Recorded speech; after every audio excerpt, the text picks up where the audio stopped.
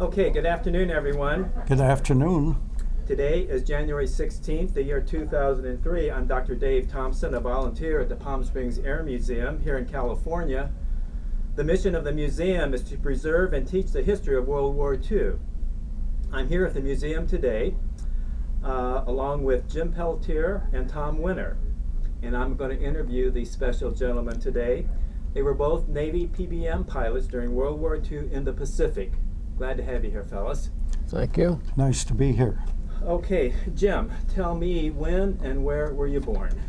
I was born in Toledo, Ohio, but at the age of 2, my parents moved to Mount Clemens, Michigan, which was very near Selfridge Field, which was an Army field at that time. Now it's an Air Force station.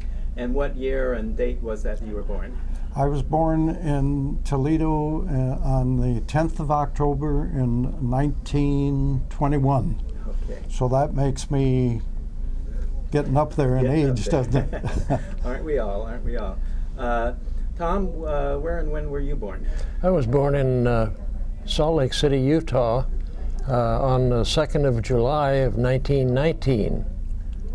And you'll have to compute my age yourself. My senior citizen. Yeah. Citizen, that's right. What was your dad's name, Tom? Same as mine, Thomas Granville Wenner Jr. Is me, and of course he was senior.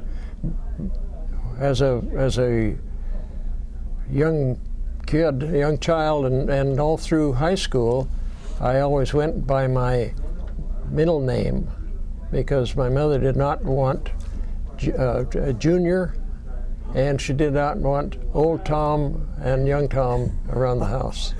So what was your middle name then? What did she call you? Granville. Granville, oh, okay. Shortened most of the time to Gran, G-R-A-N. Remember Granville Hamner? Yeah. Played a shortstop for the Philadelphia Phillies? Yeah, Granny. They call him Granny Hamner, right? Right. Was Granville was that like your mom's maiden name, or was that a family name or something? If it was on my father's side. I never did really learn the history of it. And what was your mom's name and her maiden name? Her full name? Yeah. Before marriage, she was Agnes McIntyre Colclough. C-O-L-C-L-O-U-G-H, a Scottish name. Oh. And how did everybody end up in Utah? Where did they originate, your families? My grandparents were converted to Mormonism by traveling missionaries, and they eventually moved from Scotland to Salt Lake City. And my father was in the steel business, and he was an expert in his particular field of production, and he was sent around a lot of different places around the country. Let's pause this for a second. I went to 14 different schools before I graduated from high school. Where all were they? Kansas City, Missouri,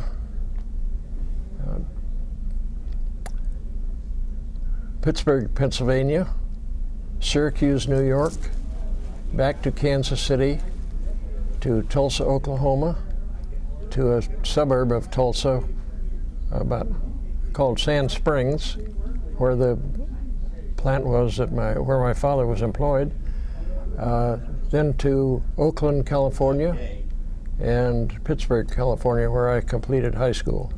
Mm-hmm. Jim, how about you? What was your dad's name? My dad's name was Louis Pelletier.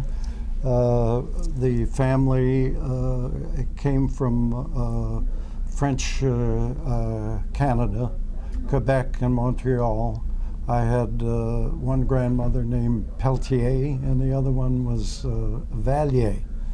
And my one grandmother on my mother's side, like Tom's, was named Agnes. Oh, really? Agnes Navarre. And unlike Tom, I had a very unusual elementary and high school, and that I went to the same school, a Catholic school, for 12 years, from the first grade through the 12th. What kind of nuns did you have? IHM, the Immaculate Heart of Mary, from I think they were from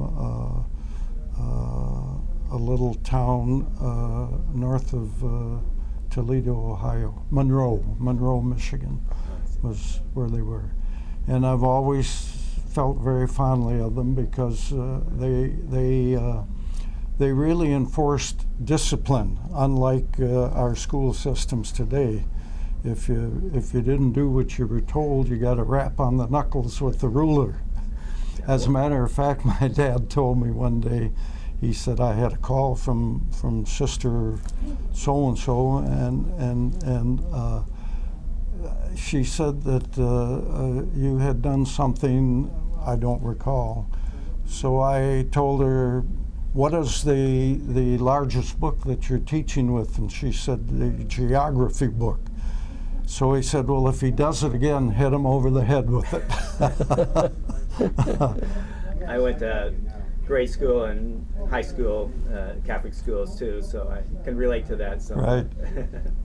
Yeah.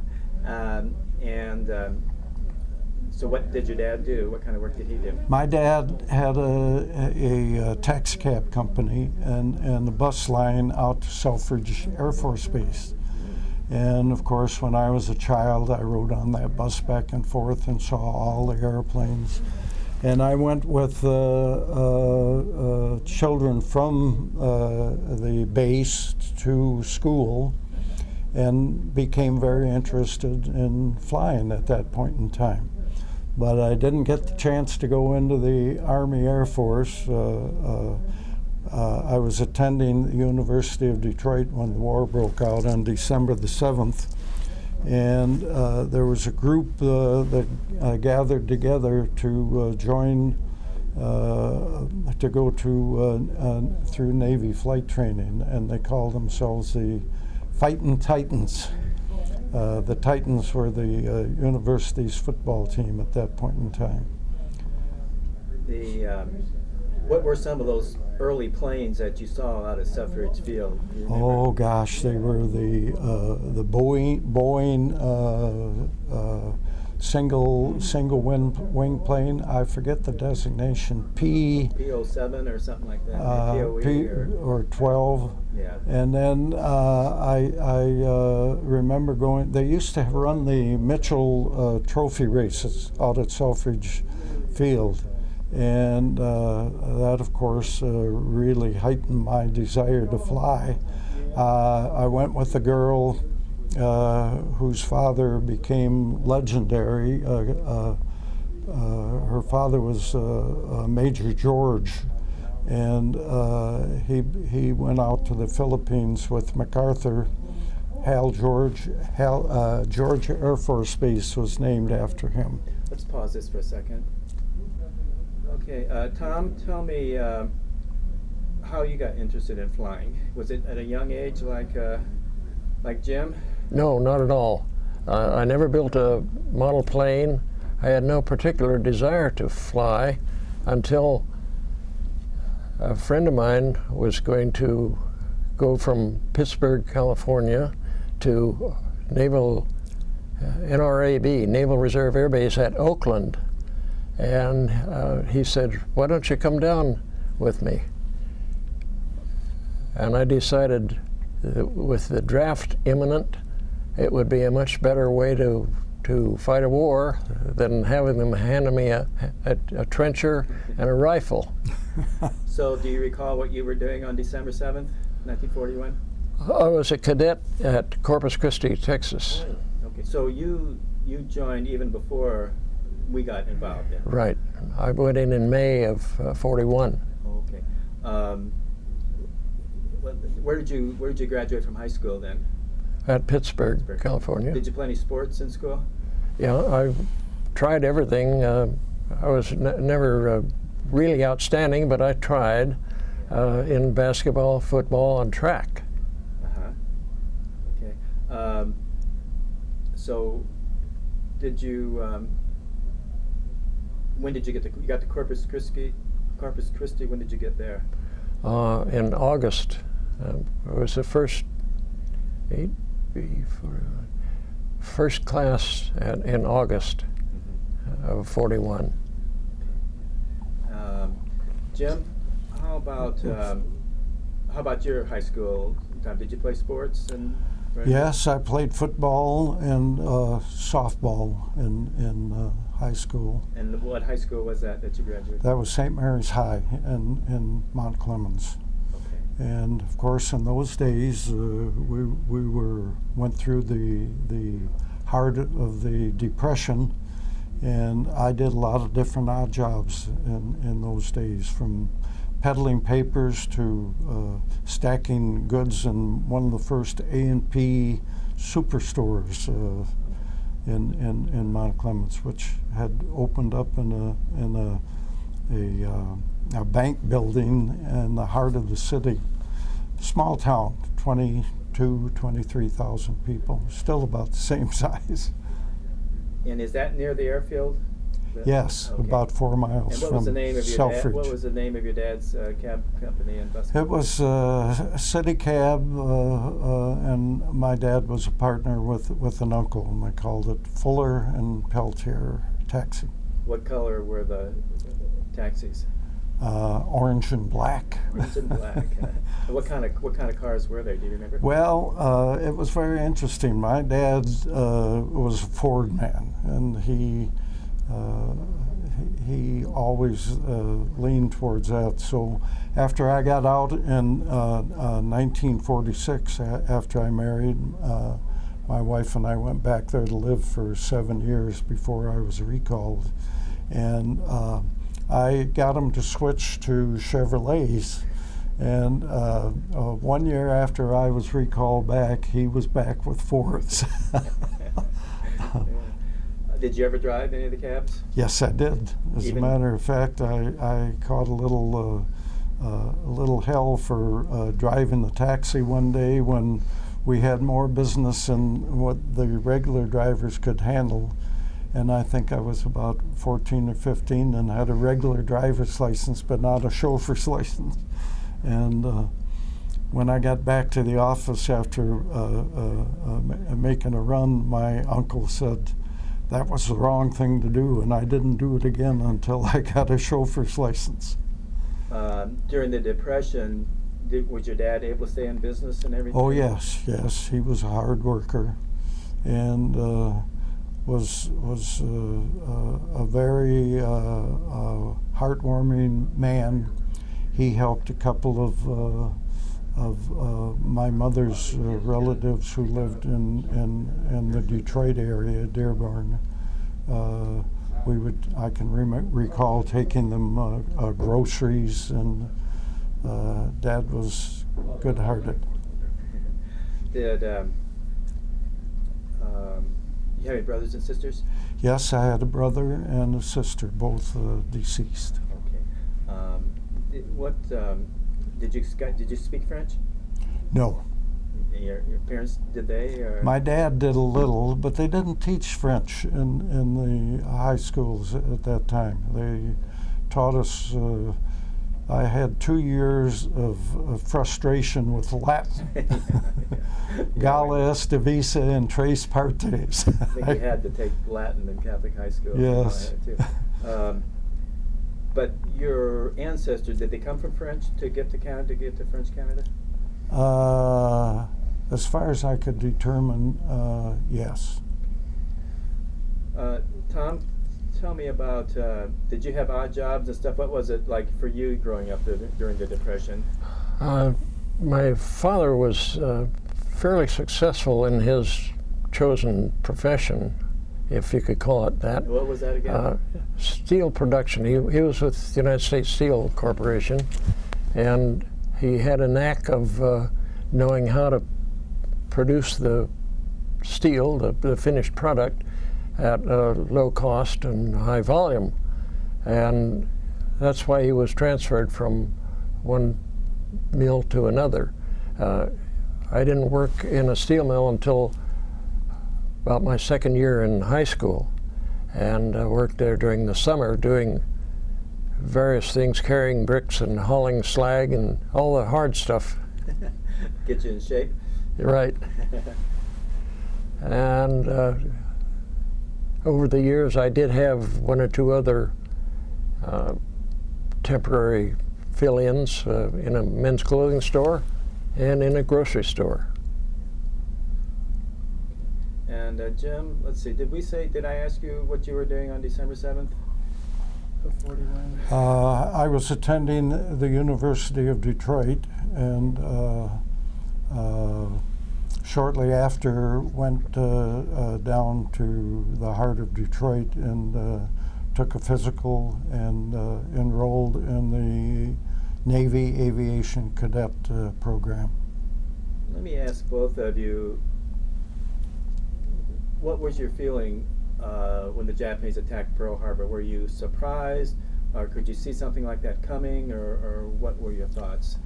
I could see it coming because the friends that I had out at Selfridge Airfield, most of them had left for the West Coast already, and this Major, then Colonel, and then General George had already left for the Philippines.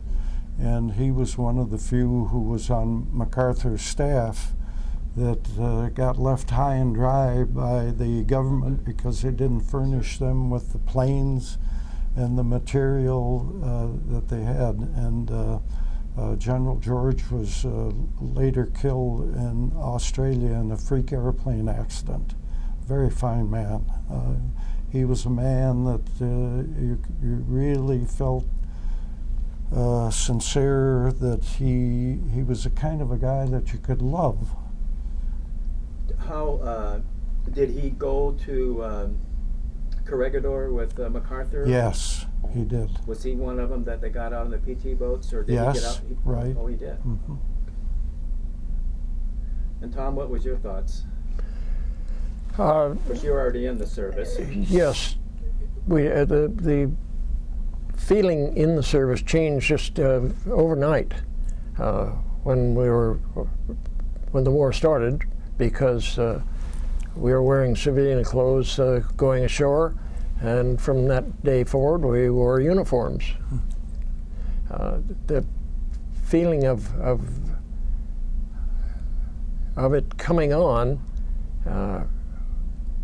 I think, was evidenced by the production of military equipment in this country, and the draft that was taking young people into the Army or Navy, and I was quite incensed about it. Of course,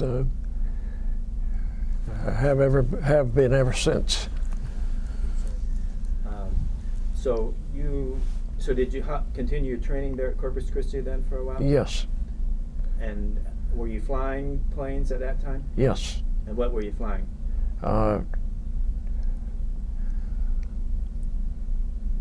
We're flying.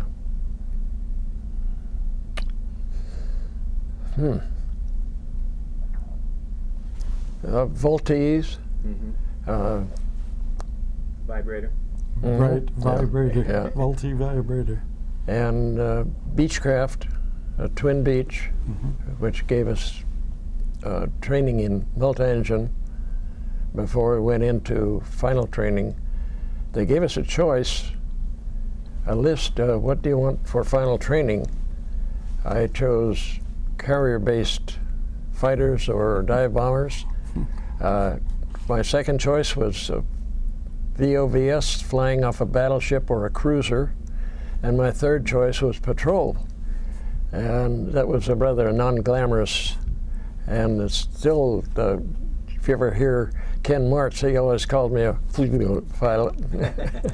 Doesn't even say it. And it so happened when my group moved into final training, there were no openings in the first two, so we got the third. And Jim, how about you? You went when you signed up for, what was it, the Navy Yes. air Yes. program? It was about, well, let's see, from January when I signed up until I left in June to go to pre-flight school in Iowa. I worked at the Murray Corporation in Detroit, making the cells for, I think it was A-20 twin engine attack planes. Yeah. And then, like Tom, I went through, or unlike Tom, I went through, after Iowa pre-flight, I went to Glenview in the middle of the winter of 41. And it was cold. Flying, we didn't even have Stearmans. We flew N3Ns and NPs. And but after 8 hours, they shoved me out on a solo flight, and I was off to the races. And like Tom, I put down for single engine carrier base and this and that. And my third choice was patrol bombers, and like Tom, I ended up in PBYs, popping a few rivets, you know, on some of those hard landings. The Iowa pre-flight, they had some really good football teams. They really did. I know Notre Dame played. I think they beat Notre Dame a couple of years. Right. Yeah. Yeah. Did you see any of the games at all? Oh yes, I did. I'm trying to think. They had a lot of good football players that they made officers just like that, and they were in the phys ed programs, and they were coaching us playing football and every other thing. I'm trying to think. We had the Bernie Bierman was the coach. Minnesota. Yeah. And Frank Caridio from Notre Dame. Yeah, but at that time, Frank was the he was the I guess he was the coach for Iowa at that time. And he was a terrific man. I saw him out on the field. Those were the days when they would drop kick for an extra point. And Caridio, he could drop kick that ball 50 feet or 50 yards with no trouble whatsoever. So, but you ended up at Corpus Christi at some point in time too, huh? And I graduated 2 weeks after President George Bush. That's my claim to fame. So your class would be 40 something. What was your?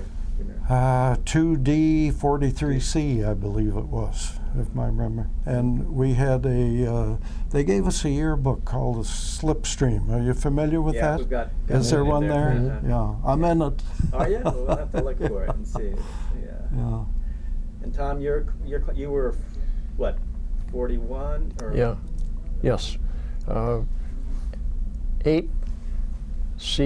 parentheses C 41.3. I've it's a long time since I've thought of those numbers. Yeah. So August. Where did you go from Corpus Christi then? When I graduated, I went back as an instructor in primary, and I was there for a short while and suddenly received orders to Naval Air Transport Service.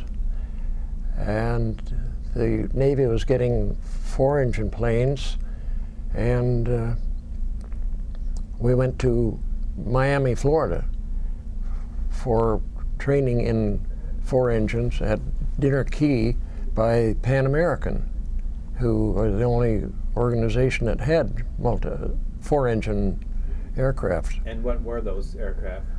The ones that we trained in were the very old Sikorskys, with the engines were mounted in struts out in the wings. The fuselage was just a big bathtub. but they flew and they taught us the feel of four-engine aircraft.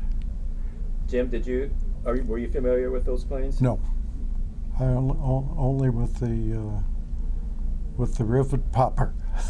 Which is? PBY. Oh, PBY. Yeah. Okay. And did you train? You trained on? Where did you train on the PBY? At Corpus.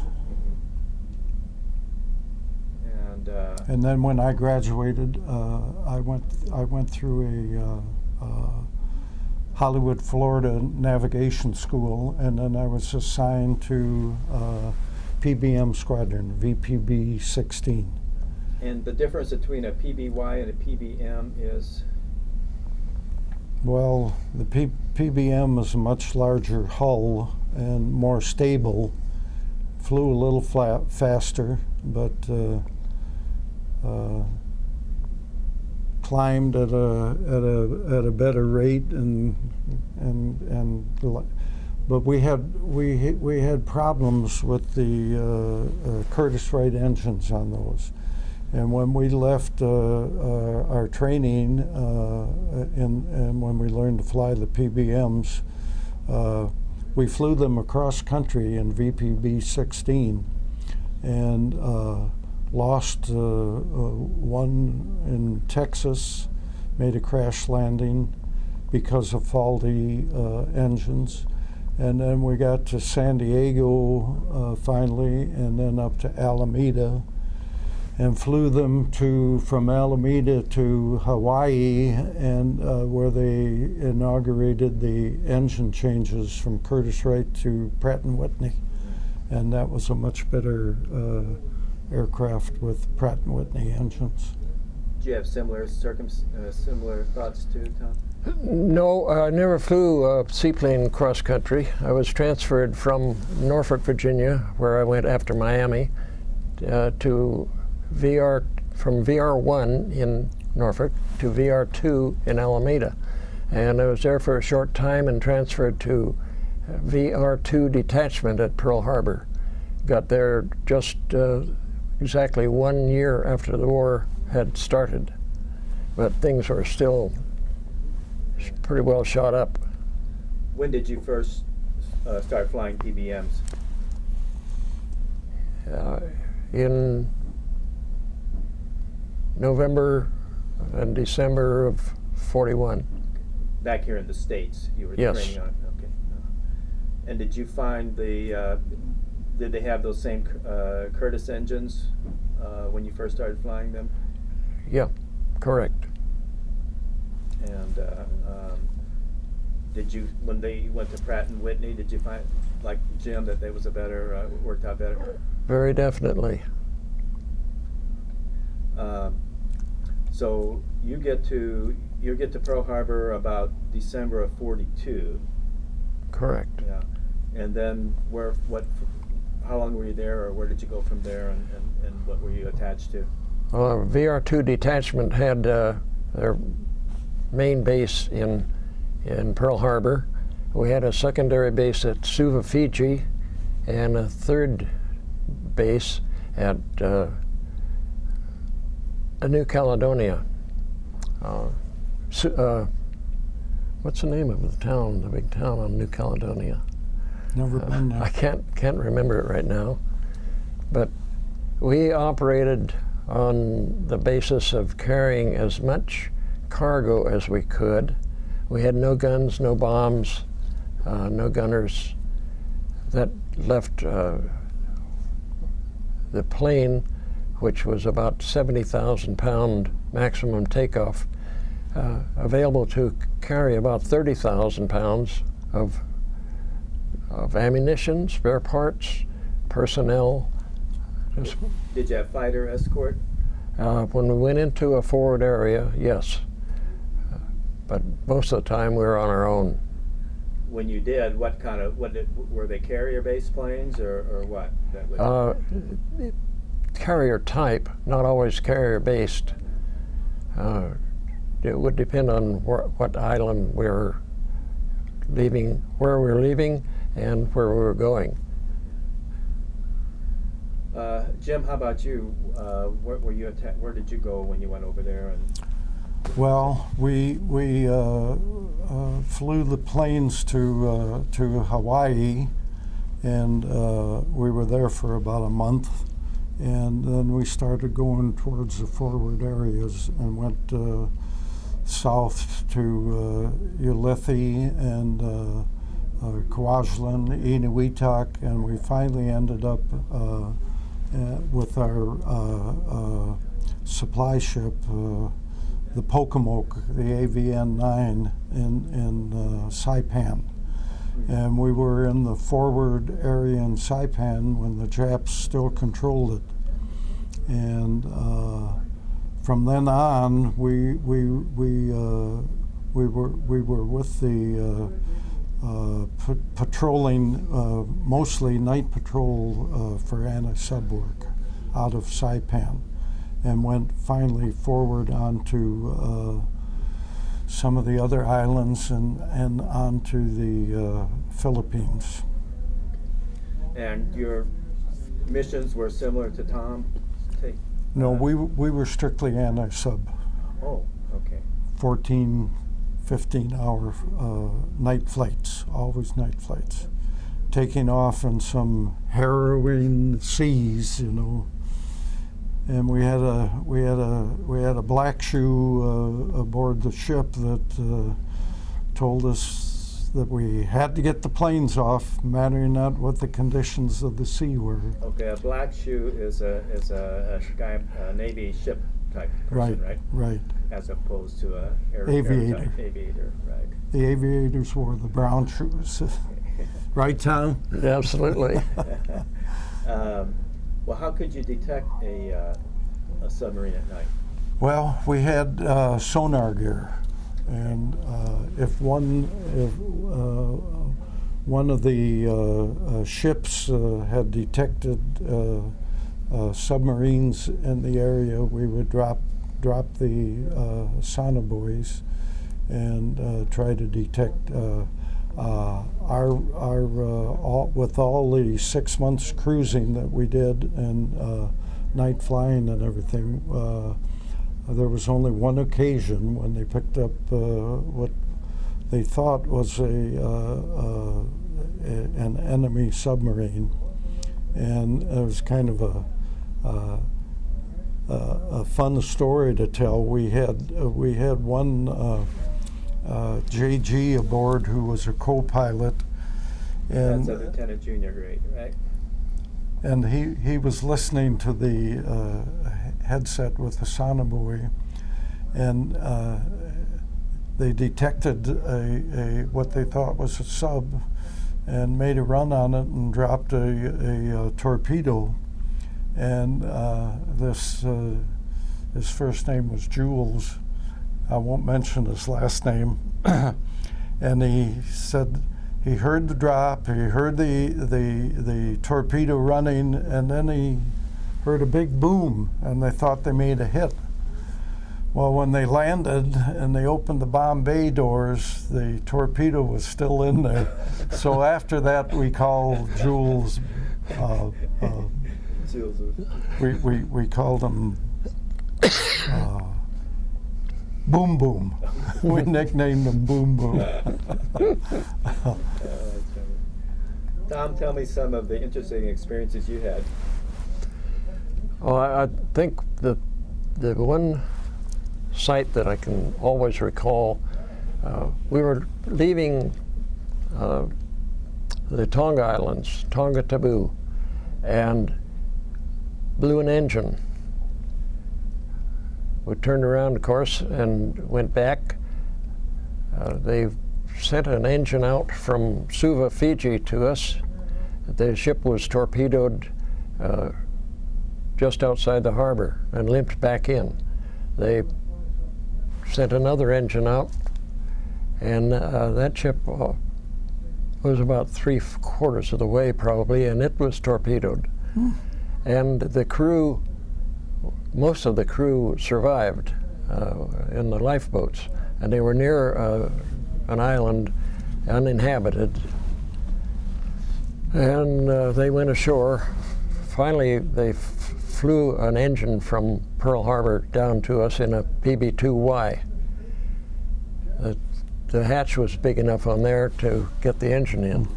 Then we got the engine on and went out looking for the survivors of that ship.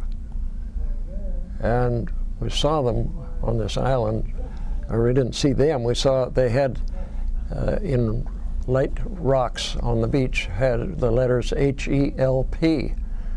And when we came in close, they could see it was an American plane. And they came running out of the brush and jungle, and it was just like you'd see it on television or in the movies. Their pants were ragged, and they needed shaves, and they were sunburned, and they were so thrilled to see a friendly plane. We couldn't land there because of the high waves at the beach, but we did get an Australian subchaser in and was able to pick them up. Never did see anyone from that adventure, just where they went, who they were. I always would like to have known more about them. Jim, how about yourself? Any other? Well, the only thing I can describe or tell you about is that we had some very unfortunate experiences. We lost flying from Alameda to Hawaii. 2 planes went down because of malfunctions of the engines. One entire crew was lost, and the other one survived. And when we got out to Saipan, we had one plane shot up by a Air Force Black Widow night fighter. One of the crewmen was killed and a couple of others. We had one plane shot down by a U.S. destroyer because the IFF wasn't responding properly, and that entire crew was lost. And we lost more pilots and crew to our own forces than we did to the enemy force. We had no enemy forces whatsoever in my 6 months experience in that with that group. Unfortunate. Tom, tell me, you were telling me about this when you had a hole in your plane when you're trying to take off, how that happened, and if you want to relate how you guys ended up there in the first place without maybe naming too many names. We were in Samoa, Apia, at a Marine base, and we were to leave at a certain time at high tide. The skipper, I was a co-pilot then, he was on business in into the town. He traded fountain pens, ball pens, and cigarette lighters to the natives for the products that they made. It was handmade grass skirts and tappa cloth. So as a result of his one last trip, and what would he do? How would he get the fountain pens, and what would he do with the stuff? Oh, he'd bring him with him, knowing that he. From Pearl? Yes, and knowing that he would have a market for them down there. So we started to take off, and the tide meanwhile had gone out, and we hit a coral head on the takeoff and cut a hole in the bottom. We managed to get off that one and moved closer to the beach and hit another one where it hung up. We were there for quite some time trying to rescue the plane. This a peculiar or a funny incident. Our crew was able to get all of their own crew luggage off and all of the mail bags that we had. we had a Marine Corps general aboard, and for a while we thought we were going to get a commendation for for saving the mail, because he never knew why we hit this thing. No one until now, except a few people, ever knew what happened that morning. And we wrestled with that plane, had it up on the ramp, and a big storm came at night and blew it off. And each time it would go back into the water, get more beat up. And finally, the seaplane tender, the USS Chandeleur, named for a bay in the mouth of Mississippi in Louisiana. Chandeleur came in and they barged the plane out to the ship and took it aboard. And my plane commander said, we better have somebody accompany that plane. And you're it. You just volunteered. So I had a week of sea duty, actually aboard ship, that the very first and last time. And it was kind of like a cruise to the South Sea Islands for me. I had no watches, no duties, no anything but coffee, acey-deucey, and read and sleep. Pretty neat. Speaking of storms, did either of you get in any bad storms? No. Typhoons. What was that like? Of course, when I first got out there, I was a newly designated JG and a co-pilot, and there were two of us, two co-pilots with the PPC, Plane Patrol Commander, and we spent every other night aboard that plane, and out at Saipan. We had a terrific typhoon come up one night, and we actually had to turn up the engines to keep from dragging the anchors, and that was quite an excitement. And then one other thing that happened to the plane that I was on most of the time. Someone had damaged a plane bringing it in and lost a float, so they put them out in our plane for the next night's operation.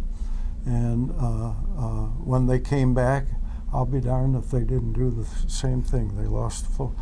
So they brought the plane up and put the crane out to bring it up aboard ship, and the wind was blowing so bad that it just kept pounding it against the hull of the ship, and finally they decided to drop it overboard and let it sink. And aboard that, up in the cavernous area of the gull wings, I had a record player and all my 78 records, of the big band era, and plus a little a case of some of the good stuff to nip on once in a while, which frequently was done at that point in time. And I stood up there on the deck and I watched it all go down the drain. How about you, Tom? Did you get involved in any bad storms? The worst weather that I ever had was my very first trip across from Alameda in a PB-2Y. I went over as a deadhead crew, and I was on a bunk resting, and I suddenly felt like I was choking or strangling. And I got up and went up to the flight deck, and we were at 18,000 feet, and we still weren't out of the storm. They couldn't get below it. They couldn't get above it.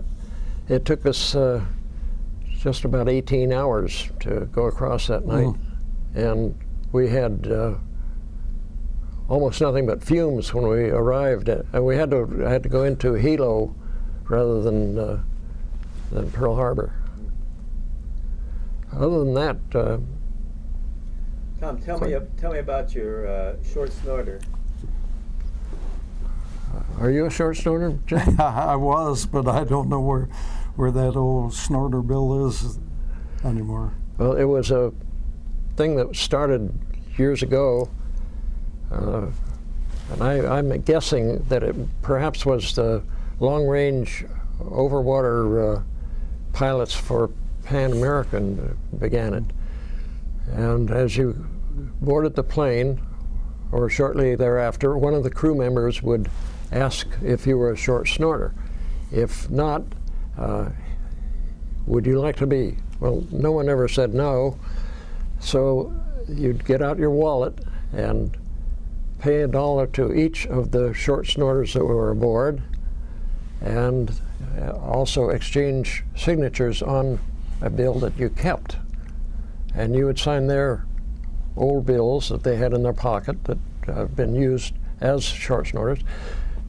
You would sign their new one, and thereafter, when they went aboard another plane, is there a short snorter aboard? Yes, and so then they would also be on the receiving end. And I had six $1 bills. 5 of them were over-stamped Hawaii, which they did to some of the, almost all, I guess, all the currency in Hawaii, in case the Japanese took Hawaii, the money would be worthless anywhere. So then I decided it would be a little dressed up if I used bills from other places.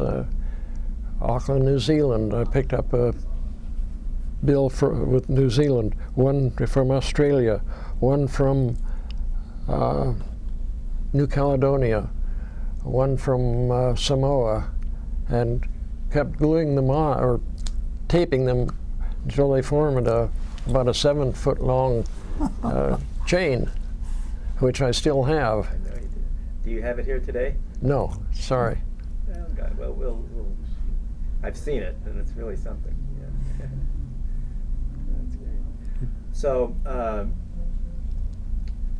do you remember when you first heard about dropping the atomic bomb? And where were you? Were you still out in the Pacific then, or were you back, or what? That'd been August of '45. Me? Well, either way, Oh. both of you. I was had come back to Alameda, and I think I was in San Francisco that day, a Sunday, and heard on the radio. Of course, that was all the communication that we had in those days.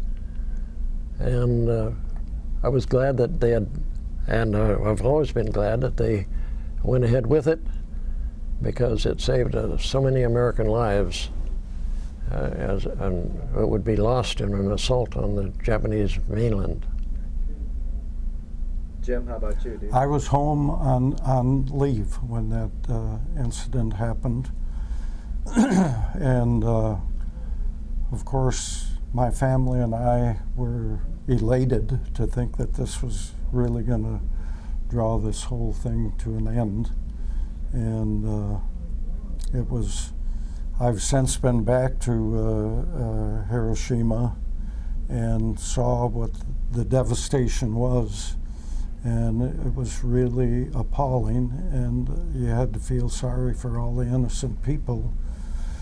But in the case of all these wars, there are always a lot of innocent people who The firebombs get hurt. Firebombs in Tokyo Right. took a lot. Yeah, I mean, that's. I noticed your hat. Is that NAS North Island? Yes. I was stationed there from '68 to '70 as a dental officer. Yeah. I was there. I still live there. Oh, is that where you live in Coronado? Just a block away from the Hotel Del. Oh, Right. we were just down there. They have the Christmas tree lighting and, Oh, yes. and the Lambs players. Right. We've gone that the last 2 or 3 years. And Yeah. It's really nice. Were you there this year? Mhm. Yeah. We were. We were there. Were you? Did you go to the play at the Lambs Theater? No, but this year? Not this year. We went about 5 years ago, I think. It's where they dress up in Right. costumes from back Right. around the turn of the century. And Very nice. It's wonderful. It Yeah, is, really is. Yeah. And the hotel, did you get to see the hotel Oh, yeah. since its rejuvenation? Mhm. They just spent Yeah. $50 million. Our daughter and her husband, they have two little ones, and so the last 2 or 3 years, and our granddaughter's birthday is right about that time, so Mhm. they always take a room for like 2 nights, Right. around that Christmas Wow. tree lighting, and so so we saw that. So did you both get out right when the war ended then? I waited a little while, and because I had I had met on a blind date my wife. She was going to Mills College and finishing her 3rd year Where's that? in Oakland. And we met in February and were engaged in March and married in June and in 1946. And she called her father to tell her that she was going to become engaged to a Navy flyer. And she said, "Daddy, he looks so handsome in his white Navy uniform." And her father was quite elderly and a rancher. And he said to her, "Humph," he says, "even a fence post would look handsome in a white Navy uniform." I got a big kick out of that. Tom, how about you? When did you get out? And by the way, had you had a girlfriend or anything during the time? On occasion, but when I got out in early '46, and I just kind of relaxed for a few months, and I went. I had 2.5 years of junior college at San Mateo, and again, I was invited to go along with this fellow that was going up to College of Pacific in Stockton. Then it was a 2-year upper division only. And I went up and looked around, decided to enroll, and I met my wife there, and we were married in '47. And what was her name? Shirley. I know. What was her maiden name? Her maiden name was Bolin, Bollin. Was she from around there, or was she going to school there, or what? She was from Vallejo. And during the war, she had finished high school and was working at the Naval Shipyard in the personnel department. And so did you finish college at College of the Pacific? No, I just went 1 semester there to build up my grade point average and transferred then down to Berkeley, to University of California. And what was your major? Business. And what did you do? What kind of work did you do after you got I was employed by United States Steel. Coincidentally, there was no pull or drag, actually. It was a real coincidence, and I was with the Cyclone Fence Division of U.S. Steel, and I started with them in Oakland, California, and was transferred to Portland, Oregon, where I became a district manager. And how many years did you spend with them? 28. And when did you retire? In 1978 or 9. Is that when you started coming to the desert, or? No, we had been doing that before. And it was 8 years later that we moved down here. And how many children do you have? Have 3 daughters. Cynthia lives in Los Angeles. Her husband is a doctor. Deborah lives in Long Beach, and her husband is a writer. And Sally lives in Austin, Texas, and her husband is a pilot for FedEx. And how many grandkids? The first 2 each have 2 children, so there's a total of 4, 2 boys and 2 girls. And I know you used to play a lot of tennis at Sunrise. Are you playing any now? No, I had some surgery about 1.5 years ago, and I've never been able to regain my balance. I'm afraid to try tennis. I was just about ready to try it, and I broke my toe. So. But you enjoy volunteering here at the Air Museum, I know, don't you? Yes, certainly do. Jim, so what did you know? Did you go back in during the Korean War? Yes, I was recalled during the Korean War. In between time, what did you do? Did you go I to had school, gone or? back with the family in the taxi cab and Oh, yeah. bus business, and my wife, having come from the West Coast, didn't. She finished her college education at Wayne University in Detroit and has her master's in Spanish, and taught Spanish in Chula Vista. We've been married since '46, have no children, and no grandchildren, and what kind of Catholic family is that? well, she had a problem. Oh, Yeah, she had a couple of miscarriages, and we had one little boy who lived for a few hours. I'm sorry. So how did you get called back into Korea then? When I got to North Island, the air assignment officer was the first skipper I had in Squadron 16. He said, I'm going to put you back in P5Ms out in the Pacific. And his name was Bill Scarpino. And I said, Bill, it took me to get out of seaplanes into land planes. You wouldn't do that to an old friend, would you? And he said, no. So he put me into VU-7, a utility squadron at North Island. From there we moved to Brownfield. He got ordered out, and I stayed there until I got out in 1954. Brownfield? Where Brownfield, border field, Brown. Where is It's south and east of Chula Vista, right on the Mexican border. Okay. That's not Montgomery Field. No, down that no, okay. Brownfield. Yeah. And the duty was really good. I got to fly a lot of different type aircraft, including jets. The F-8, a very powerful prop plane, was fun to fly. Bearcat, yeah. It was had a big whirlwind engine on it. And have you seen the one we have here? Yes, yes, yeah. Brings back fond memories. I bet it does. I felt like I was flying on in a saddle, you know, looking out at those little wings. And the F-9 was really fun to fly and very easy to fly. And we had JDs, Jig Dogs, the A-26, I think, we used for towing targets up at Fallon. And that was an interesting 3 years that I served with that squadron.